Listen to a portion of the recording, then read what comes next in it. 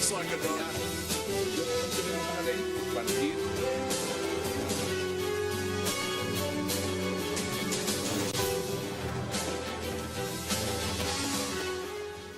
Bienvenidos a 360 grados, una visión global de la noticia, un espacio para debatir sobre todo lo que sucede en Colombia y en el mundo.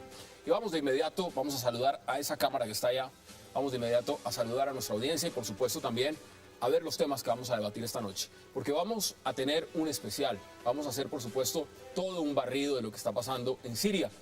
En este caso, el presidente del Premio Nobel de los Estados Unidos, Barack Obama, está esperando que se dé luz verde para iniciar cuanto antes una intervención bélica en Siria. El caso es que el mandatario estadounidense está a la espera de que el Congreso de su país le dé la aprobación para entrar a actuar cuanto antes sobre Siria, por el argumento de evitar que el régimen de Bashar al-Assad continúe usando armas químicas contra la población civil. Todo, por supuesto, basado en informes de la CIA y de la inteligencia francesa. La gran pregunta en este momento es si debe entrar o no Obama con sus bombarderos y misiles a Siria. Tema de debate esta noche en 360 y no se muevan, que ya en segundos le damos la bienvenida a nuestros invitados.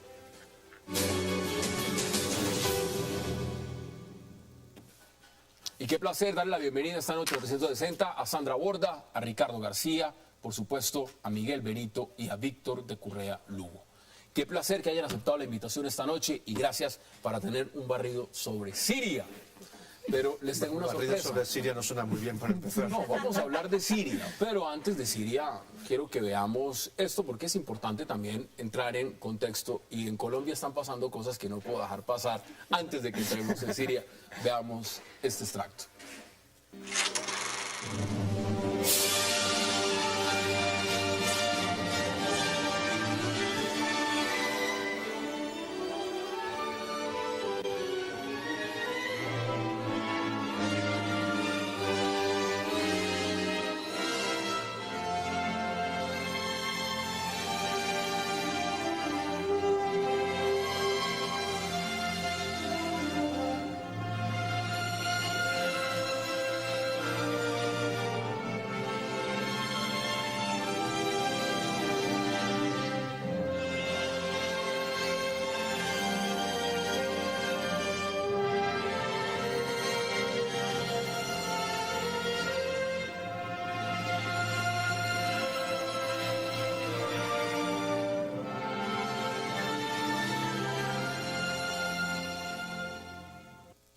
Esa banda sonora de Lo que el viento se llevó es magnífica, ganadora de premio Oscar. Bueno, Lo que el paro se llevó. Yo quiero preguntarles antes, ustedes internacionalistas por supuesto, 5 minutos de una reflexión de esta noticia que es bien importante en Colombia, sobre la cual mañana estaremos ampliando y debatiendo muchísimo. Pero Sandra, ¿usted cómo ve lo que ha significado que todos los ministros hayan puesto por lo menos su renuncia protocolaria sobre la mesa? ¿Cómo ve usted eso? Bien, yo creo que la versión más optimista de lo que está pasando es que el gobierno finalmente está ejerciendo o está siendo objeto de algún nivel de responsabilidad por lo que sucedió con los paros y con el sector agrario. Una versión mucho menos optimista, pero mucho más realista, simplemente diría que se están preparando para la reelección. ¿Haciendo todos los ajustes? Sí, claro, están poniendo las fichas en orden. Víctor, ¿usted cómo ve esta jugada o lo que está pasando, cómo la analiza? A ver, yo lo que siento es que es un juego donde movemos ficha para mantener los mismos en diferentes puestos. Yo no tengo grandes expectativas de que van a haber cambios de fondo, van a haber cambios de puesto, algo de maquillaje, pero que la política se sigue manejando de cara a una reelección, de cara al proceso de paz y de cara a buscar legitimidad interna. ¿Siguen los mismos con los mismos? Entonces, ¿podemos decir que se van unos de la Unidad Nacional para que entren otros? Hombre, en términos de élites la cosa no va a cambiar sustancialmente. Miguel, ¿cómo lo percibe usted? Bienvenido. Muchas gracias. Lo primero que ver estas imágenes ha sido conocer a algún ministro, porque hasta la fecha algunos de ellos era... ¿Usted no sabía cuáles eran? Sí, o sea, ¿quién tiene esa cartera? Y dice, no se sabe. No se sabe quién es invisible. Entonces es bueno conocerles en este momento de dolor para ellos, presentar la renuncia o si sea protocolaria, pero bueno, está bien hacerse con sus caras. Por lo demás, es una novedad, porque a Santos le ha costado mucho deshacerse de sus funcionarios civiles, cosa que no le pasaba con sus funcionarios militares. O sea, con es otra cosa. Los militares les salían rapidito, pero los civiles le ha costado más deshacerse, incluso embajadores con algunos problemas encima que renuncian 3 veces y no se les acepta. En fin. ¿Ve algún nombre usted ahí de los que no conoce o ya conoce o acaba de conocer de acuerdo a lo que el paro se llevó que le parezca a usted tenga la salida inminente o no se atreve a dar pronóstico? No, no me atrevo a dar pronósticos porque es eso, ahora hay que empezar a pesarlos electoralmente, pero la idea es que de cara a unas elecciones tienen que ser visibles. Yo Visibles. tengo una apuesta de alguien que no sale, Dígame uno que no sabe. bajo ninguna circunstancia, comunicaciones. Ah, muy bueno, el ministro Molano, que es el único. Es lo de mostrar en que es materia el de único que gestión. realmente ha hecho una gran labor. Es lo de mostrar en materia de Una gestión. gran- A algunos internacionalistas nos gustaría que la Cancillería quedara en otras manos. Por ejemplo, ¿él tiene algún nombre? No, no tengo nombres, pero me basta con que haya un cambio. Un cambio en la Cancillería. Bueno, Mucho Ricardo, cuidado con lo que sí, deseas. exacto. No, bueno, Espero que no sea para peor, ¿no? que no sepa peor. Bueno, Los gobiernos colombianos de uno u otro signo político, más o menos en forma común, tienen una serie de cuadros que nombran en los ministerios de manera competente, son competentes bajo cierta formación, tienen su profesión bien aquí en determinada universidad y con su especialización en Estados Unidos, pero no están probados en el manejo de crisis reales. Digo que lo que se pone de presente ahorita es una cierta impotencia del cuadro normal, Pero aquí lo que del le hablo es crisis. ejecutivo normal para hacer frente a situaciones donde hay que poner un empeño y una competencia, una calidad distinta a cierta formación rutinaria de universidad. ¿a usted que le Hay que gustan las tener relaciones? capacidad de liderazgo. ¿Que le gustan las relaciones internacionales? ¿Usted también ve cambios en la Cancillería? ¿O le parece que está bien? Pues es que ahí el problema, ellas es de las que mejor sale calificada normalmente en las encuestas, ¿no? Pero no sé si la irán a cambiar o no. Yo la cambiaría normalmente, ¿no? Para colocar a una persona... ¿O para refrescar? Sí, para refrescar. sí. Para refrescar. También hay que pensar que algunos pueden salir a puestos mejores. Hay unos que están pasando la baja de vida. Bueno, ese tema lo estaremos ampliando mañana. Un tema que no quería dejar pasar porque desde hoy teníamos planificado Siria y nos vamos con Siria, que es el tema de la agenda internacional. Veamos estas declaraciones del presidente de los Estados Unidos. Y después de cuidadosas deliberaciones, Estados Unidos debe tomar acciones militares contra el régimen sirio. Esto no va a ser un conflicto que no va a tener fin, no vamos a poner efectivos en el terreno. Nuestra acción va a estar diseñada para ser limitada en duración y en objetivos, pero con confianza de que el régimen de Assad va a ser llevado ante las autoridades por haber cometido este atroz crimen. Nuestras fuerzas militares tienen ya activos en la zona. El jefe del Estado Mayor Conjunto nos aseguró que estamos listos para atacar cuando decidamos hacerlo. Sandra, es indudable que lo que está pasando en Siria es grave, es muy grave y que necesita encontrar alguna solución. Que el Premio Nobel de Paz vaya a la guerra, ¿usted se había imaginado esa opción? Pues mire, a mí lo que me parece más preocupante no es necesariamente que se vaya o no se vaya a la guerra, sino las circunstancias bajo las cuales lo va a hacer. Y muy a pesar de que haber consultado al Congreso estadounidense le da cierto halo de legalidad a la decisión a nivel doméstico, lo cierto es que internacionalmente esa decisión no va a poder ser legal. Yo solamente quiero llamar la atención sobre dos temas que me parecen importantes para tener en cuenta lo que se va a desenvolver en Estados Unidos en este instante. Lo primero es que hay un nivel de apoyo de la opinión pública mínimo a una intervención militar en Siria. Y si se va a hacer que el Congreso participe en la decisión, lo más probable es que allí la cosa se vaya a tambalear y vaya a hacerse más difícil.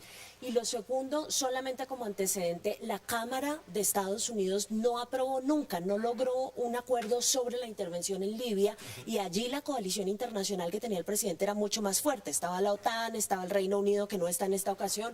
Luego es muy probable que si en ese entonces no lograron una aprobación de la Ahora Cámara, menos. ahora menos. Víctor, ¿usted cómo lo ve? A ver, yo veo varias cosas. En este programa hemos estado el año pasado, hace 2 años, discutiendo la situación de Siria.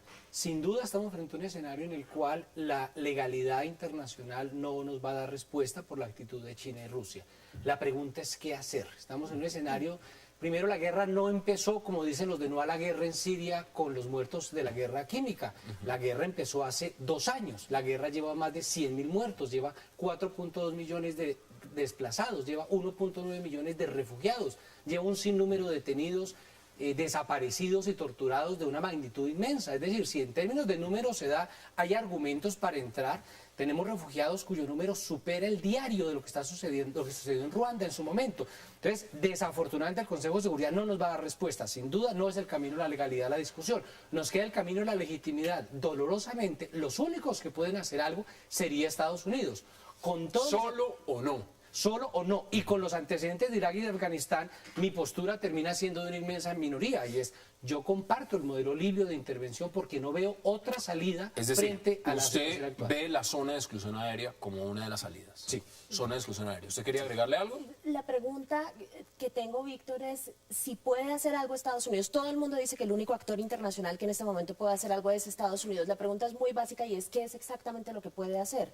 Porque es que allí la discusión en términos de los resultados que eventualmente lograría una intervención es una discusión gigantesca. Ya sabemos que no quieren cambiar el régimen, ya sabemos que no quieren sacar a Assad del poder, sabemos que no quieren que se vuelvan a utilizar armas químicas. ¿Cómo lograr eso a través de una intervención militar? Hay solamente una Porque la alternativa. preocupación es una muy básica y es que podemos irnos con grandes objetivos en la cabeza a la intervención y lograr tan poco como se logró en Irak. Vale, pero sí podemos lograr mucho como lo que se logró en Libia, si se manejan dos criterios. Uno, que no hayan tropas por tierra, porque eso sí es provocar y la ira del mundo árabe. Dos, que los objetivos se ataquen desde el mar Mediterráneo. Y tres, que la apuesta de la comunidad internacional sea por el Ejército Libre Sirio, porque abandonarlo sin unos rebeldes fuertes les damos es un paso al Nusra para que ellos, los de Al Qaeda, terminen controlando zonas. Ricardo, dice Víctor lo siguiente, dice que no haya tropas. Vamos realistas. Que no envíen tropas no quiere decir que no estén financiando a los rebeldes. El tema de los bombardeos, y vemos los antecedentes, podemos hablar de tres casos, o Afganistán, o Irak, o Libia, para hablar de temas recientes. ¿Cuál de esos tres ha sido exitoso? ¿Y, qué nos garantiza que alguno de esos escenarios aplicados en Siria va a ser Lo exitoso? que pasa es que en el caso de Siria no hay un camino fácil y claro de solución al problema, aún con una intervención de Estados Unidos. El caso de Siria es ese tipo de dilemas en que cualquier intervención no soluciona el problema. Es un dilema sin soluciones a la vista. Entonces, no intervenir. Entonces, ahorita hay una intervención probablemente con las dificultades internas, porque Obama quiso que pasara por el Congreso, lo que no es obligatorio, pero quiso para ganar legitimidad, a mayor apoyo interno, que pasara por el Congreso. Pero bajo la condición de que sean ataques de lejos, sin presencia militar interna y, digamos, sobre puntos exactos que se medirán para enviar los misiles desde los destructores para que ataquen determinados sitios. El problema es si eso es efectivo o no. Hasta ahora se ha probado que en muchos casos no ha sido de ninguna manera efectivo. Ni fue efectivo en Sudán, ni fue efectivo en Irak. Ahora, hubo una intervención, pero no la de ahora, en Libia, donde pudo haber sido efectivo, que fue cuando Reagan bombardeó a Libia y ablandó efectivamente a Gaddafi. Pero que eso se repita ahorita es difícil. Ahora, una vez atacado eso, y si no hay resultados inmediatos, ¿hacia dónde va la cosa? Ahí es donde están las limitaciones de este tipo de estrategia para el parte de Estados Unidos. Miguel, ¿usted está a favor o en contra de esa intervención? Estoy en el escenario de... Este es, un escenario de todas son malas opciones, ¿cuál es la menos mala? Estoy a favor de que la comunidad internacional intervenga de algún modo. No hay un riesgo en que sea solo Estados Unidos el que vaya, además de la efectividad, sino... Bueno, Francia dijo que se le mide. Claro, pero Francia y Estados La Unidos OTAN solos. está- Finalmente, al final acaba siendo Estados Unidos solo. O sea, y de hecho, gran parte del debate de estos días ha sido desde el momento que Obama dice que va a intervenir. 2 años anteriores, con 100.000 muertos, como decía Víctor, y a nadie le había preocupado lo más mínimo. Se habla de armas de destrucción, de armas químicas y de que Estados Unidos puede intervenir, y se arma una pelota A ver, internacional en la que todo el mundo está muy interesado en Siria. Pero- Con lo cual, los sirios no importa a nadie, lo que le importa es lo que haga Estados Unidos. Bueno, Entonces, en este momento, el régimen de Bashar al-Assad y su padre Hafez llevan el poder desde el año 71. El padre, Hafez, hacía lo mismo que está haciendo el hijo en la década de los 80, en los mismos sitios, bombardeando las mismas ciudades. No podemos decir que los Estados Unidos y la comunidad internacional no sabían lo que estaba pasando. Sabían perfectamente lo que estaba pasando. Decidieron en ese momento, por razones de la geopolítica, la geoestratégica, decir, no intervenimos. En este caso van 100.000 muertos, pero están diciendo lo siguiente, hay una línea roja. Yo les pregunto a ustedes, ¿cuál es la línea roja? ¿La línea roja son los 100.000 muertos? ¿La línea roja es el armamento químico? ¿La línea roja es el gasarín? ¿La línea roja cuál es? ¿Es los refugiados? ¿Cuál es la línea roja? Pero Obama la definió claramente, digamos, cuando establecieron la famosa línea roja, la idea era que el uso de armas químicas era lo último que le iba a tolerar la comunidad internacional al gobierno sirio en contra de la oposición. Entonces, digamos, la línea Pero roja... se le están tolerando. Es decir, hay muchos países que hasta el momento dicen, yo no me meto en Siria. Claro, lo que pasa es que ponerse en la posición de Estados Unidos en este momento genera una ambivalencia grandísima porque hay dos discursos discursos que no son desde ningún punto de vista complementarios. Uno es el discurso de la responsabilidad internacional, ¿no? Entonces tienen una responsabilidad frente a una crisis humanitaria que son los únicos que tienen el poder militar de resolver. Pero el otro lado de la moneda es el de aquellos que acusan constantemente a Estados Unidos de estar interviniendo militarmente en otras partes para asegurarse el logro de ciertos intereses que en este caso no está muy claro cuáles son. Entonces, de ninguna forma puede satisfacer esos dos intereses. Luego, cualquier decisión que tome Estados Unidos frente a Siria es una decisión que lo va a dejar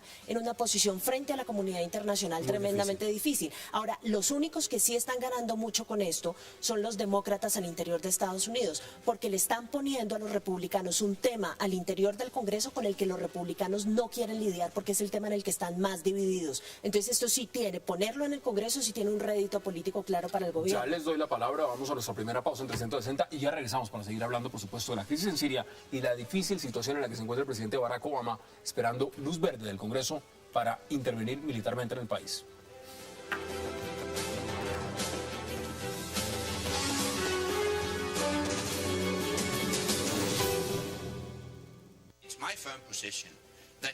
Es mi firme posición que la comunidad internacional debe reaccionar en una situación como esta. De lo contrario, nosotros enviaremos una señal muy peligrosa a los dictadores en todo el mundo, que ellos pueden utilizar armas químicas sin ninguna reacción de la comunidad internacional. En términos generales, puedo decir que he presentado información concreta y sin entrar en detalles, puedo decir que personalmente estoy convencido que no solo se ha producido un ataque químico, creo que todo el mundo ha visto las horrendas imágenes de Siria. También estoy convencido que es el régimen sirio el responsable.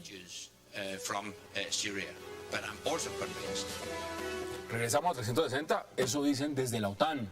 Ahora, Víctor, usted dice el tema de la legitimidad.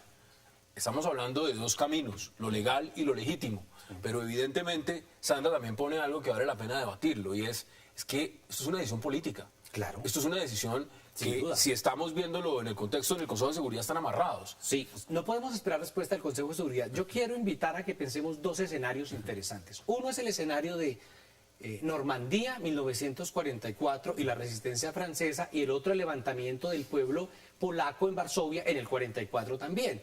Si los Estados Unidos no participan, podemos decirle, no participen porque ustedes representan el imperialismo. ¿Acaso no estábamos esperando en Varsovia que Stalin cruzara el río, como estábamos esperando que no abandonaran a un pueblo? Resultado, 250.000 muertos y 85% de los edificios de Varsovia destruidos.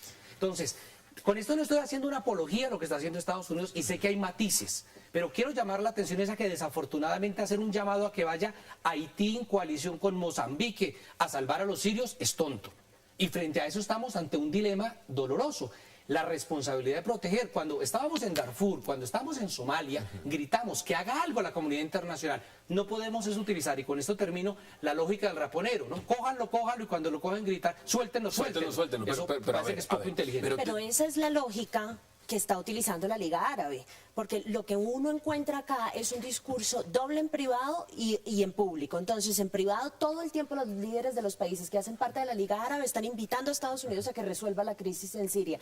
Y en público, ningún país miembro de la Liga Árabe, ni la Liga en su totalidad, ha sido capaz de decir que apoyan el ataque militar de Estados Unidos en Siria. Pero, a ver, veámoslo también. Esto es un vecindario en llamas. Tenemos intervención en Irak, un país invadido. Tenemos a países de la región, por supuesto, que acaban de atravesar por primavera árabe, donde Libia es un caos. Túnez ha vivido un proceso de transición. Egipto, ni hablemos. Lo que significa la estabilidad también coyuntural, después de lo que pasó en Afganistán, podemos decir que hay una grave crisis y los países de la OTAN dicen, yo no me quiero ir a la guerra. Por lo menos hay muchos que dicen, yo no quiero una intervención. Y es legítimo. Lo que yo les pregunto es, esto es un escenario donde el país va a tener que salir a entrar en una crisis mayor a la que se enfrenta. Es decir, el régimen de Bashar al-Assad está masacrando a su pueblo. Eso es cierto. Pero ¿y quién nos garantiza que cuando caiga Bashar al-Assad el país no va a terminar como Irak o no va a terminar como Libia? Es que el problema allí es de los resultados que pueda tener una intervención en términos estratégicos. Estados Unidos ya decidió que iba a intervenir, falta que reciba la legitimación. ¿Usted cree que Obama entre sin que le dé luz verde al Congreso? No. Primero la luz verde del Congreso. Eso le puede enredar un poco. Ahora, no sé si él, en caso de que no le aprueben una cosa eventual, tomaría la decisión él solo. El problema es que ya él está amarrado a una declaración. Cuando se pase la línea roja, hay un problema jurídico, moral y político allí, que es el de la utilización de armas químicas, que no es desdeñable, no es comparable a los otros, utilización de armas convencionales para matar 100.000 muertos, es para matar 100.000 personas. Esto es una cosa especial. Ahora bien, trazada esa línea roja, él está obligado un poco a intervenir. El problema estratégico es que esa intervención puede tener efectos de tipo táctico y estratégico negativos para el propio Estados Unidos, que es a lo que él le ha tenido miedo. No enredarse en un pantano del cual no pueda salir después. Ese es el tema tremendo. El vicecanciller sirio ha dicho, y lo estoy leyendo textualmente desde BBC, dice: el odio a los Estados Unidos se va a volver a incrementar. Se va a incrementar salvajemente en la región. Esa es la razón por la cual los líderes de los países árabes no quieren dar apoyo absoluto a la intervención militar, porque saben perfectamente que hacen eso y se van a quedar sin la votación para ganar las próximas elecciones. O sea, la opinión pública en el mundo árabe es altamente, se encuentra todo el tiempo en contra de las intervenciones militares de Estados Unidos. Pero hay un antecedente importante. La pregunta es si uno quiere que la intervención logre un efecto simbólico, que es el efecto disuasor de que la próxima vez que a alguien se le ocurra utilizar armas químicas se acuerde de lo que pasó en esta ocasión y no lo haga. Y yo creo que eso es es un objetivo que me suena a mí demasiado suave como para irse con todas las fuerzas militares a Siria. Miguel. Hay una cuestión ahí que lo apuntaba Víctor, del intervencionismo. Irak mató el intervencionismo humanitario, o cualquier forma de intervencionismo quedó muy dañado por Irak. O sea, todas las excusas y pretextos que se ponen en Irak, envueltos en lenguaje de intervencionismo humanitario, derrocar al tirano, promover la democracia, tienen este efecto, que es que ahora, cuando suenan las palabras, aquellas palabras nos recuerdan mucho a la palabra.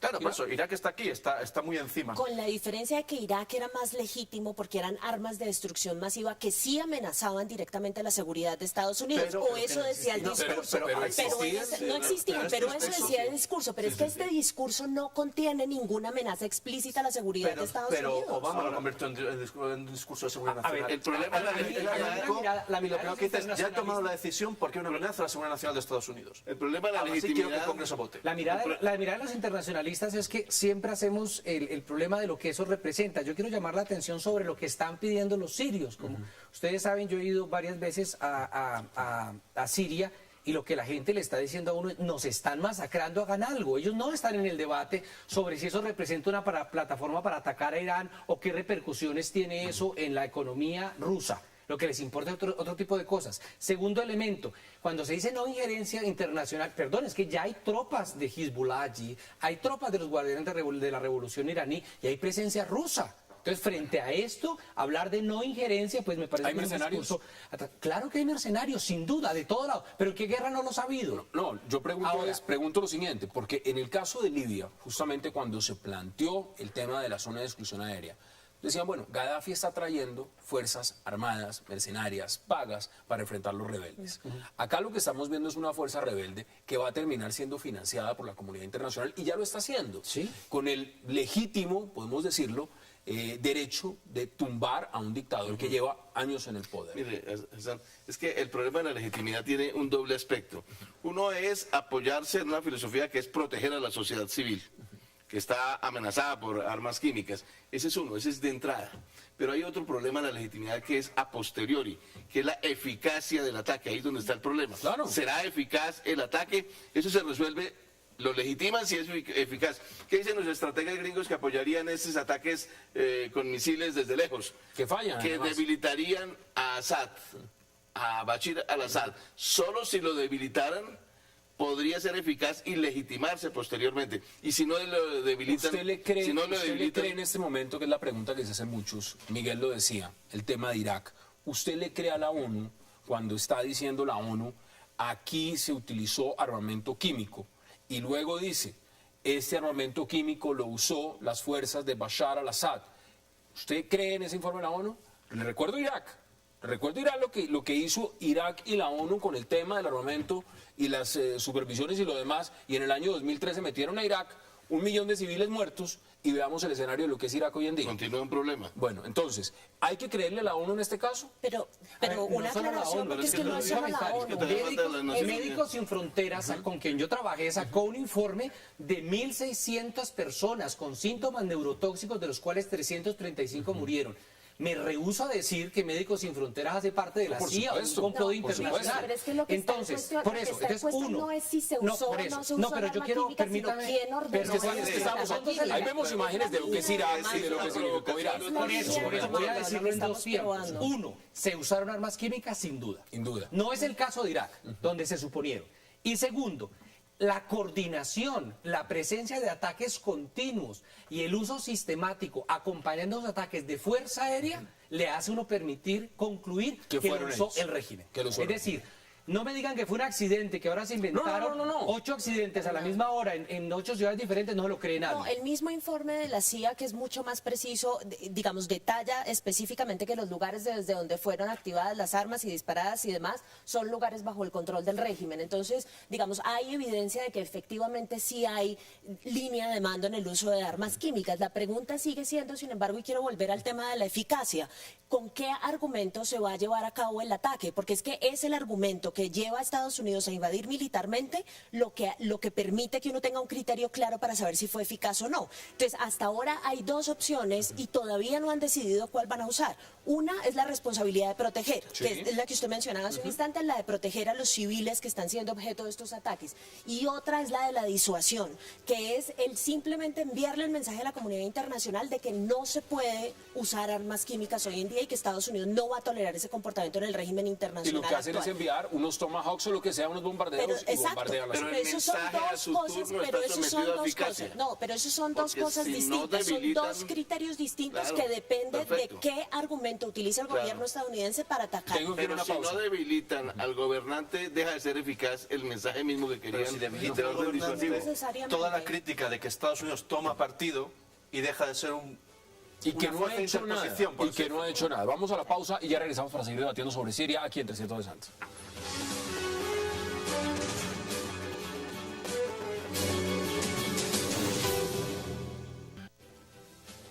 Haga memoria de sí mismo, presidente Obama. Recuerde de dónde viene, recuerde sus raíces afroestadounidenses, recuerde los luminosos ejemplos de dignidad de Malcolm X y de Martin Luther King, en los que usted se formó y que lo llevaron a luchar por un destino mejor. Recuerde sus orígenes, recuérdese como aquel joven líder y luchador social de Chicago. Recuerde que se opuso frontalmente a la guerra contra Irak y rechazó todo el tejido de mentiras con las que se prendió justificarla. Regresamos a 360. Bueno, sobra decir que Nicolás Maduro le envió esa carta al presidente Obama, muy preocupado por el tema de la intervención. ¿Le agrega usted algo? No, hombre, yo quería mencionar otro tema interesante. Póngalo. Los informes que están llegando es del aumento inusitado de las deserciones dentro de las filas del ejército. Es decir, lo que se sabe del terreno, especialmente en los últimos 4 o 5 días, es que el régimen se sigue resquebrajando por dentro. ¿Cuánto llevamos en eso? Llevamos 2 años. 2 años. Por ejemplo, 24 generales han salido, ¿no? Decir que los generales son de la CIA, pues entonces Bashar al-Assad gobernaba con la CIA, lo que me resulta absolutamente increíble. Yo quiero retomar lo que tú decías en el sentido de que Irak enterró y asesinó la idea de la intervención humanitaria, pero yo digo que Libia la resucitó.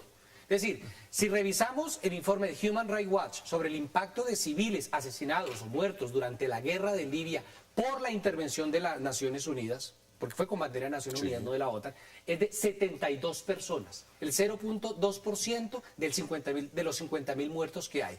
El grado de daño a nivel de infraestructura por parte de los ataques de las Naciones Unidas no fue relevante.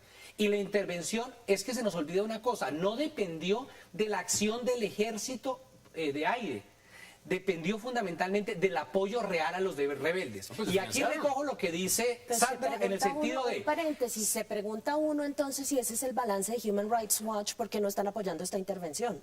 Porque ya salieron a decir que no van a apoyar Lo que la ha dicho intervención Human militar. Rights Watch, claro, en el informe que sacaron es sobre la eficacia de los resultados militares hablaremos, Pero, que es más o menos lo que Pero lo Son que pasa es que hay un escenarios. problema estratégico allí de todo el tablero regional. Todo el mundo sabe que Irán apoya. No solo a Siria. Irán, es donde está, Y todo está al lado de el mundo Turquía, sabe que China y Rusia en Israel. el Consejo de Seguridad se oponen a una intervención. Entonces eso ha hecho más complejo y complicado para Estados Unidos realizar una intervención. Ahora bien, hablando de Irán, a ese propósito, y la solución que del problema, porque estos son medidas que no van a solucionar la guerra en Siria. Pero y la solución, hay algunos que plantean que la cosa podría ser un poco más envolvente, que podría ser ciertos ataques muy puntuales como los plantea Obama, pero simultáneamente aprovechar mucho un acuerdo con Irán, a fin de poder disminuir la tensión con Irán y conducir a Irán en el evento de que Rouhani, el nuevo presidente, se acomodara a eso, se viniera a eso, propiciar un cierto acercamiento a Estados Unidos e Irán a fin de, por ese lado, disminuir el apoyo de Irán y más bien convertirlo en su contrario, en inducir a Siria a una cierta situación más favorable a llegar a acuerdos, digamos, en términos de solución al problema. Siria está controlada por los alawitas, una minoría del país, que es lo que representa Bashar al-Assad y toda la línea de poder que está. Sin embargo, hay minorías en el país y hay otros grupos que de una u otra forma, según dicen fuentes sirias, estarían respaldando al régimen y se sienten más seguras con el régimen. Israel, por ejemplo, tiene la frontera más segura del mundo con Siria, no ha tenido ningún altercado, no ha tenido ningún problema. Y ahí podríamos decir que a Israel no le interesa que haya un cambio en el modelo. Se entiende muy bien con el señor Bashar al-Assad. Lo que sí está claro acá es que Bashar al-Assad va a caer en algún momento. La presión ya es muy fuerte. ¿O no, porque de hecho Obama en eso ha sido muy explícito. No voy a entrar en las causas internas del conflicto ni tenemos intención de cambio de régimen. Precisamente porque así también le manda a Bashar al-Assad una salida. Dice, no voy a por ti. O sea, voy a tumbar una serie de objetivos, pero eso es cierto. Pero no voy a por ti. El objetivo... es cierto en la medida en que es la única forma que puede a medio plazo estabilizar la situación. Es decir, el escenario ideal es con otro interlocutor presionar a Siria, puede ser Rusia, puede ser Irán, para que haya un alto el fuego, tregua, lo que sea, Víctor decía lo siguiente, una mesa a negociar y desescalar el conflicto. Víctor decía que Libia de alguna forma revive el tema. Seamos realistas, ¿quién estaba apoyando a Gaddafi? ¿O quién respaldaba a Gaddafi? Nadie.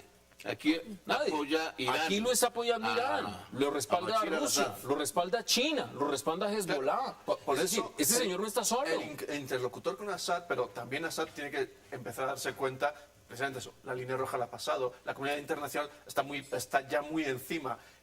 El uso de armas químicas parece que está relacionado con la idea de ganar la guerra antes de llegar a Ginebra II. O sea, llegar a una posición de fuerza en la cual Ginebra II y la comunidad internacional ya no puede decir nada. Dice, bueno, te castigamos, te ponemos las sanciones... Acá hay un tema que no quiero dejar pasar de lado. Los estrategas hablan de dar la vuelta por Irán, ¿no? Si se piensa en una solución... ¿Cómo se haría el ataque o no? Eso se lo dejo a los especialistas en materia militar. Lo que me interesa también debatir con ustedes es otro punto, y es el costo político que puede tener esto para Obama. Porque hay un costo político. ¿Cuál es ese costo político? Este señor está en su segundo periodo. Es un Nobel de Paz. Es un hombre que tiene una agenda puesta sobre ciertos temas internos en los Estados Unidos. ¿Qué representaría para él hacer una escalada en Siria? Y, por supuesto, ¿qué significa para el resto de la agenda que tiene? Porque uno sabe cuándo entra, pero no cuándo sale.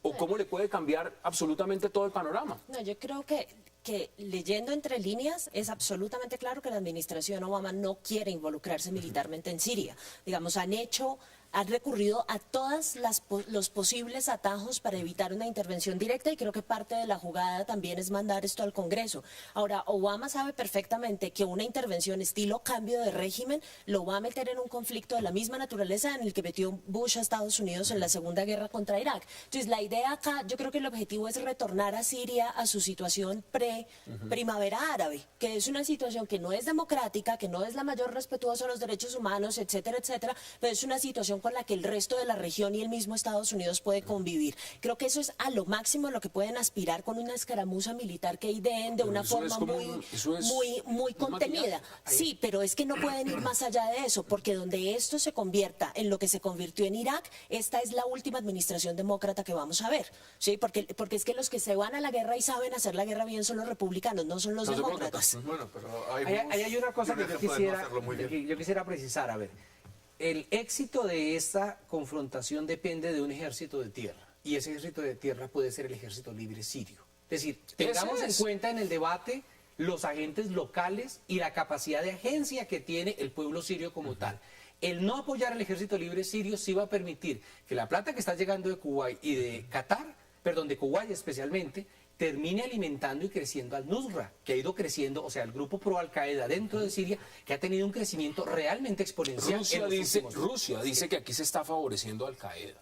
Literalmente lo dice. Dice, Estados Unidos, en el momento en que llegue a financiar o a atacar una intervención militar en Siria, es Al-Qaeda al el contrario. beneficiado. El dilema lo convierte Eso en dice. o Bashir al-Assad o Al-Qaeda, dicen algunos, ¿no? Sí, que pero yo creo que ahí hay dos debates. Uno, el debate de Chechenia, donde se asesinaron los líderes moderados y dejaron solo a los yihadistas, y el debate de Somalia, donde las cortes islámicas, que eran una esperanza, fueron sacrificadas para dar paso al Shabab.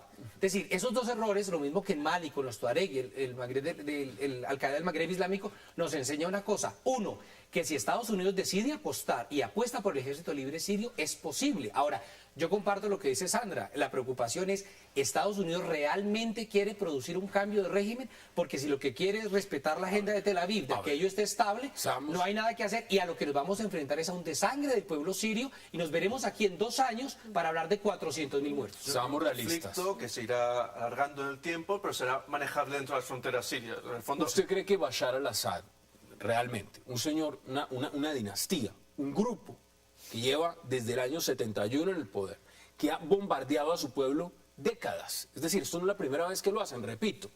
¿Va a llegar un bombardeo de los Estados Unidos y va el señor Bashar al-Assad y se va a meter debajo de la cama?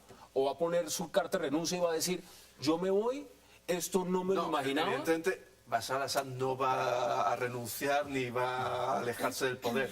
No, precisamente está haciendo todo lo que está haciendo para no irse del poder. Entonces, en ese sentido, no vamos a esperar eso. La presión internacional debe servir para que, ya digo, el problema es si también hay los agentes internos a los que se refiere Víctor están en disposición de llegar a algún tipo de acuerdo. Es desescalar ese conflicto, a generar zonas independientes autónomas que puedan funcionar un poco al margen del régimen, pero y eso no se degrade en conflicto.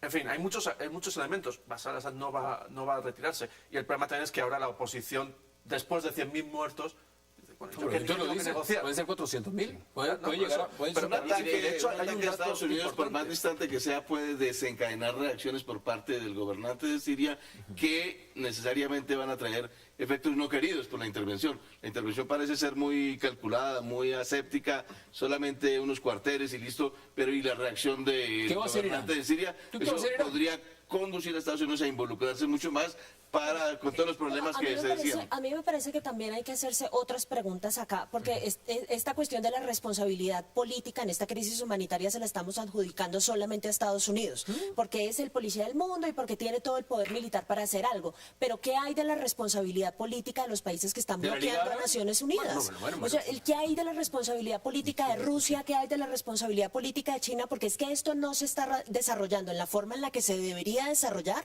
legalmente y a través de los conductos regulares del Consejo de Seguridad, porque hay 2 países que sistemáticamente están bloqueando veámoslo esto. en otra óptica. ¿Cuántas veces se ha pedido resoluciones de sanción, por ejemplo, frente a estados que no son aliados de Rusia, sino de los Estados Unidos como Israel, y sencillamente se han vetado? Pero eso no es Bueno, cierto, eso no es totalmente cierto, veámoslo porque en mire, si coyuntura. usted va a la Comisión de Derechos Humanos de Naciones Unidas, Israel es el estado que mayor número de resoluciones condenatorias tiene por ¿Tiene violación a los Claro, derechos el humanos. problema grave es este. En el 2008, en diciembre del 2008, usaron fósforo blanco contra 3 escuelas en Gaza, comprobado por la misión de UNRWA que evaluó eso.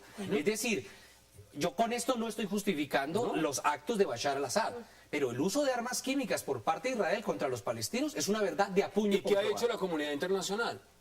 ¿Ha intervenido? ¿O ha dicho vamos a meternos en Israel? ¿No? Pero también ahí, entonces, nunca intervendría la comunidad internacional en ningún caso. Pero entonces la pregunta es desde el Alguna juego, tiene que ser desde el juego de la caso. política, desde el juego de la Pero política de Libia, es, ¿por qué defienden sus intereses? Es un aliado estratégico. Claro, es por eso. Es un Sí, aliado estratégico. hay un dato razones que- estratégicas, no morales. No, eso no tiene nada que ver Pero con lo que Ricardo con decía una intereses. cosa interesante. Si Estados Unidos actúa, va a pagar un precio.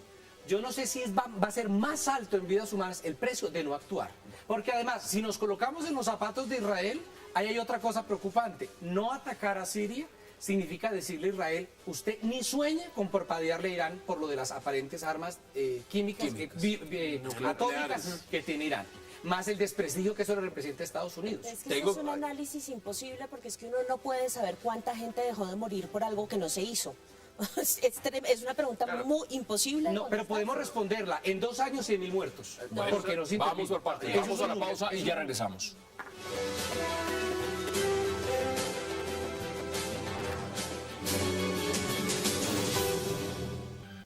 Chemical weapons have been used. Everyone acknowledges their use. Las armas químicas se han utilizado, todo el mundo reconoce su uso. Nadie duda que los hombres inocentes, mujeres y niños han sido víctimas de ataques con armas químicas en Siria. Y no hay duda de quién es el responsable de este uso atroz de las armas químicas en Siria, el régimen sirio. Porque sabemos que el régimen sirio son los únicos que tienen las armas químicas. Además, ellos las han utilizado varias veces en el pasado. Y para hablar sobre la entrega de armamento, se ha determinado acabar con los lugares que han sido atacados por las armas químicas. Regresamos a 360. Ricardo, tiene la palabra. A ver, vamos a partir del supuesto de que Obama va a atacar a Siria como lo ha previsto. Un escenario, el negativo para ellos, que haya una especie de escalamiento por la respuesta que dé Bashar al-Assad. Y la cosa se complica y hay más muertos, más víctimas y una prolongación del conflicto y un involucramiento mayor de Estados Unidos con todas las complicaciones que eso significa, según lo ha demostrado la experiencia iraquí. Pero hay otro escenario que calculan algunos estrategas, que esto se convierta en una cierta presión, digamos, sobre un gobernante, no un derrocamiento, no un derrocamiento de un régimen, sino una presión efectiva que conduzca con un juego diplomático y militar al mismo tiempo a una correlación de fuerzas más favorable al ejército libre de Siria y con la intervención de Irán poder acercar un escenario mucho más favorable a un acuerdo en el lapso de un año. No hay que olvidar que en esta primavera árabe el señor Saleh en Yemen salió después de un bombardeo a su palacio, se quemó y eso provocó que renunciara. Dijo, me voy. Sí, también puede ser. No me voy a quedar acá que me maten. Y Gaddafi salió de Libia. Y Gaddafi salió. Ahora, acá hay una pregunta también y quiero que empecemos. Perdón, Hassan, y en la única vez que fue efectivo eso, en realidad hubo cambios posteriores de Gaddafi en la época en que lo bombardearon, mucho antes, en un cierto ablandamiento que le permitió abrir un nuevo panorama de reconciliación con Europa, con Estados Unidos, etc. Acá hay un tema que me interesa preguntárselos a ustedes y es el contexto humanitario. Porque evidentemente la idea, el discurso, la retórica política que se vende es nosotros vamos a entrar en Siria por razones humanitarias. Vamos a proteger a los civiles. ¿Usted cree en esa versión? Pues no hay otra. Eso es todo lo que tenemos en este instante, porque lo que ha demostrado Estados Unidos una y otra vez es que claramente no tiene un interés estratégico como el que tenía en Irak, por ejemplo. Y esa es la razón por la cual es tan reticente a la intervención. Eso le da más validez entonces a lo que dice La Obama. pregunta que uno debería hacerse es si ningún Estado alrededor del mundo actúa con base en principios morales y humanitarios, ¿es legítimo pedirle a Estados Unidos que lo haga? ¿Usted qué opina, Víctor? A ver, yo a estas alturas, primero, reconozco que la crisis humanitaria es de una dimensión impresionante, creo que todos la conocemos y aceptamos los números que hay, los dramas humanos que hay. A mí ya no me importan por qué entran, me importa es que entren. Que entren. Me importa que haya una acción concreta, porque hay dos cosas claras. La paz fracasó en el proceso de la Liga Árabe. Los acercamientos que hizo la Liga Árabe en el 2011 fracasaron.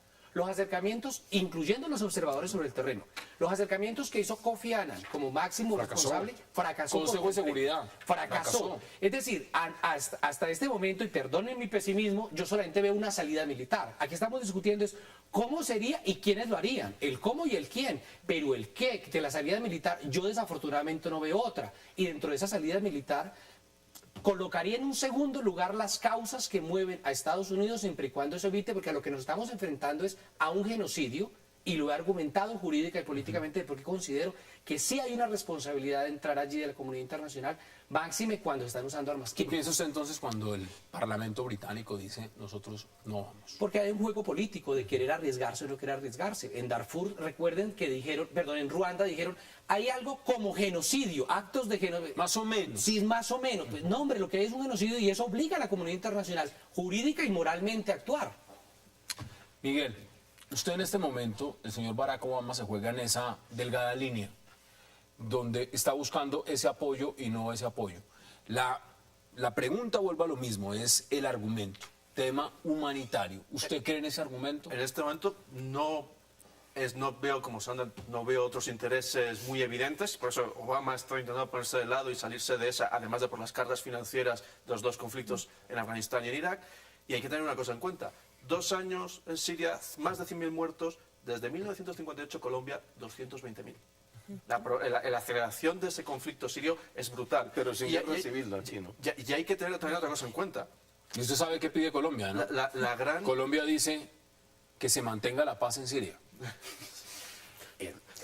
A propósito de lo de Colombia, a propósito de Colombia, póngale cuidado, porque esto lo que puede ser es un acto de preparación para después decir, apoyamos a Naciones Unidas en sus esfuerzos de paz, pero como no funcionaron, ahora apoyamos en la intervención militar a Estados Unidos. Y esta va a ser entonces la segunda vez que Colombia apoya en una guerra absolutamente ilegal a Estados Unidos en la misma región del mundo. Y probablemente, me atrevo a predecir, nos vamos a quedar solos en la región con ese apoyo. A mí lo que me impacta es, bueno, de la Cancillería uno no puede impactarse ya mucho, pero cuando dicen Colombia pide que se mantenga la paz en Siria, yo me pregunto, ¿qué paz en Siria hay en estos momentos? Pues cuando vino el presidente palestino, la señora Holguín dijo que ella no quería que Colombia reconociera el Estado palestino porque eso crearía un conflicto en Oriente Medio cuando la ocupación está desde el 67. ¿no? Pero queremos ser mediadores del conflicto árabe-israelí, que quede claro. Porque tal conflicto no existe. No se les olvide que ahorita estábamos viendo lo que el paro se llevó y posiblemente ahí no haya cambios. En materia de intervención militar humanitaria no hay blanco sobre negro. Primero se interviene por razones humanitarias, pero luego les toca quedarse allí. Y una vez les toca quedarse allí por motivos ya no humanitarios, sino políticos, es cuando vienen escenarios un poco complicados para cualquier país como Irak, ¿no? No hay blanco sobre negro ahí, eso es complicado. Pero miren, cuando la intervención a Irak, evidentemente muchos se preguntaban, los iraquíes se van a quedar con un nuevo país, con una democracia y lo demás, y eso no existe. Lo que tenemos es un caos de país y está más cerca de Irán ahora que de los propios iraquíes. Si vemos lo que está pasando, evidentemente en Afganistán, fueron por los talibán y ahora tienen que sentarse a negociar con los talibán para ver cómo se van a quedar de nuevo los mismos que fueron a sacar con el país. ¿Quién se va a quedar con Siria? Esa es una de las preguntas que se hacen muchos. Si usted lo tuviera que responder en 30 segundos, Víctor, ¿quién se va a quedar con Siria? Te respondo con el corazón. Los sirios y especialmente la gente que se está moviendo en los comités de coordinación local y el Ejército Libre Sirio. Y una última cosa. Irak es una cosa, Afganistán es otra, Libia es otra. Entonces, cuando a veces presentamos todo eso en un solo saco, me parece que es muy peligroso para la pedagogía que podamos hacer. ¿Quién se va a quedar con Siria? ¿Los sirios? No sabemos quién se va a quedar con Siria y yo estoy de acuerdo en que no hay que poner todo en el mismo saco, pero el poder de la analogía en política internacional es una cosa gigantesca. Yo lo único que creo es que esto va a tener el resultado súper paradójico de que el debate dentro del Congreso, yo no estoy segura de que eso vaya a salir también a propósito, el debate en el Congreso va a ser lo único que le va a salvar la elección a los demócratas. Si no, si Estados Unidos llega a intervenir militarmente, el Congreso lo aprueba, adiós a Hillary Clinton a la próxima. En su aspiración en el 16. Sí. Demos sus conclusiones. Hay una preocupación diplomática colateral que no hay que perder de vista. La gente está preocupada, los actores internacionales, por la reacción de Rouhani, el nuevo presidente de Irán. Si él reaccionara de alguna manera y diera gestos y mensajes, podría ser más alentador la posibilidad de un arreglo a mediano plazo en este terrible y desgarrador conflicto de Siria, que de algún modo tiene que terminar en un acuerdo. ¿Quién se queda con Siria, Miguel? Y concluimos este debate. Dependerá de cómo se combinen 3 niveles. Uno, el terreno, el de los sirios. De los sirios, el régimen y la oposición, cómo se resuelva esa pugna. 2, el regional, ese que es el más callado y posiblemente el más sucio, donde está la pugna de poder verdaderamente dura entre Irán, Turquía, las monarquías del Golfo. Las monarquías del Golfo. Y luego ese tercer nivel que vemos en el Consejo de Seguridad de Naciones Unidas, donde están Rusia, China, Estados Unidos, Gran Bretaña y Francia. Bueno, hasta aquí hemos llegado. Gracias por compartir con nosotros y con los televidentes lo que es un análisis sobre la crítica situación en Siria. Sandra Borda, como siempre, un verdadero placer. Víctor de Currea, gracias. Por supuesto, Ricardo García y Miguel Benito, gracias por aceptar la invitación. A ustedes, gracias por acompañarnos. Recuerden la repetición a las 11:30 de la noche y mañana nos vemos a la misma hora, a las 8, para seguir debatiendo toda la agenda política de Colombia y del mundo. Hasta una próxima oportunidad.